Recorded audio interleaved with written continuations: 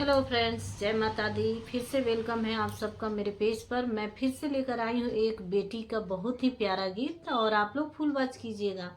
तो ये गीत का आनंद आएगा। और पेज पर नए हैं तो चैनल को सब्सक्राइब कर लीजिए। तो आइए मैं आप लोगों को सुना रही एक बहुत ही प्यारा बेटी का गीत। शंकरी रौरी गलियाए पापा, शंकरी रौरी दुआर, शंकरी रौरी गलियाए पापा, शंकरी रौरी दुआर, हथिया पियासले बाबा, पोखरा दीना खनवाय, हथिया पियासले बाबा, पोखरा दीना खोनवाय,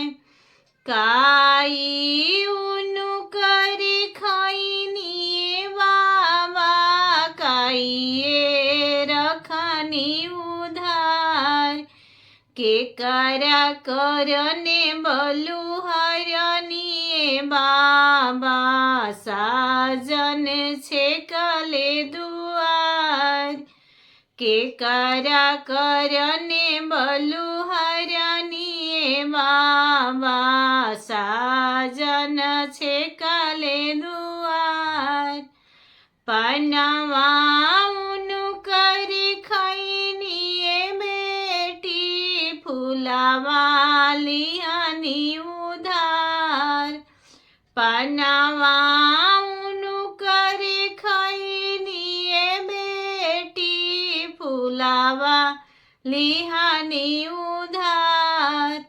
तोहरे करने बलु हरनी बेटी, साजन छेकले दुआर, तोहरे करने बलु हरनी बेटी, साजन छेकले दुआर, पनवा उनु करी फेरी दिए बाबा, फुलावा दीना छितराय, पनवा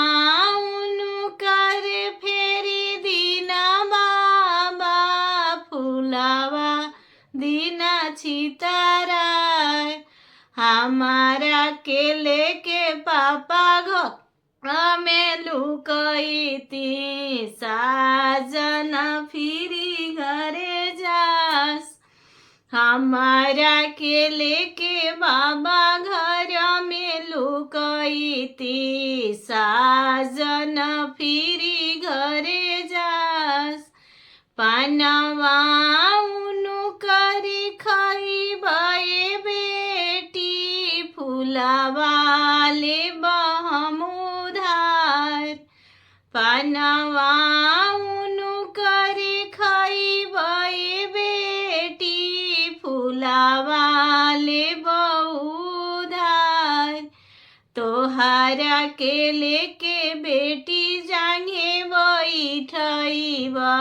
साजन करी है बिया,